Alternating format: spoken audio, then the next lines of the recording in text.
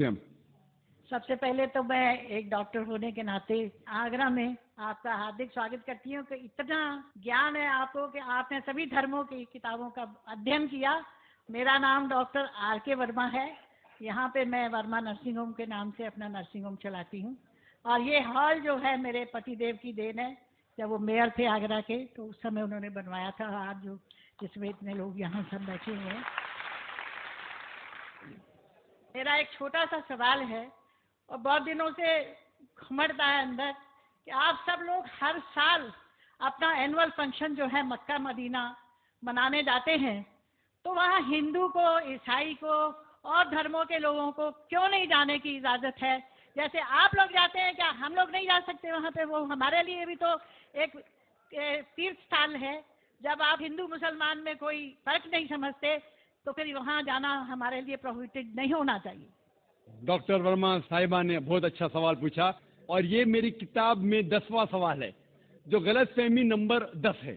میری کتاب آپ پڑھیں گے غلط فہمی نمبر 10. اور ڈاکٹر صاحبہ نے بہت صحیح فرمایا کہ اگر ہم عالمی بھائی چارے میں مانتے ہیں تو صرف مسلمان کو کیوں اجازت ہے مکہ اور مدینہ میں جانے کی؟ غیر مسلم ہندو اور سکھ اور عیسائی کو کیوں اجازت نہیں ہے؟ بہت اہم سوال. اس کا جواب ہے کہ ہر دیش کے اپنے اپنے رولز اور ریگولیشن ہوتے. مثال کے طور پہ میں ہندوستانی ہوں لیکن مجھے کچھ ہندوستان کے علاقے میں جانے کی اجازت نہیں ہے جسے کہتے ہیں کینٹونمنٹ ایریا.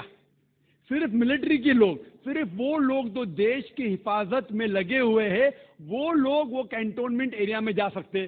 میں نہیں جھگڑ سکتا ہوں، میں اس دیش کا ناگرک ہوں، مجھے کیوں نہیں جانے دیتے؟ نہیں، یہ گورنمنٹ کا رول ہے. یہ کینٹونمنٹ ایریا ہے، مطلب خالی وہ لوگ، وہ شخص جو ملٹری کے لوگ ہیں، جو دیش کی حفاظت میں لگے ہوئے، صرف ان کو اجازت ہے. یہ رول ہے. اسی طریقے سے مکہ اور مدینہ میرے حساب سے اسلام کا کینٹونمنٹ ایریا ہے.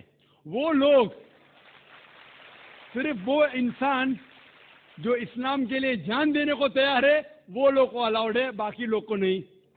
ہم مانتے ہیں کہ سب انسان ہمارے بھائی ہے، بھائی چارہ کے اندر وہ انسانی بھائی ہے، اس کا ہم اعتراض نہیں کرتے، لیکن صرف وہ بھائی لوگ الاؤڈ ہے جو اسلام کے لیے جان دینے کو تیار ہے.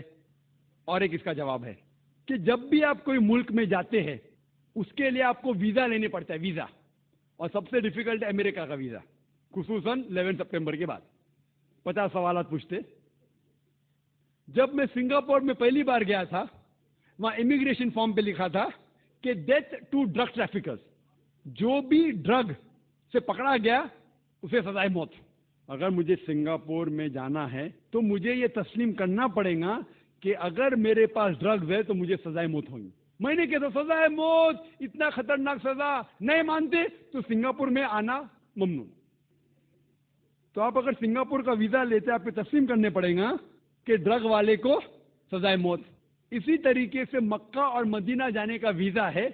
آپ صرف اپنے زبان سے کہو لا الہ الا اللہ محمد رسول اللہ.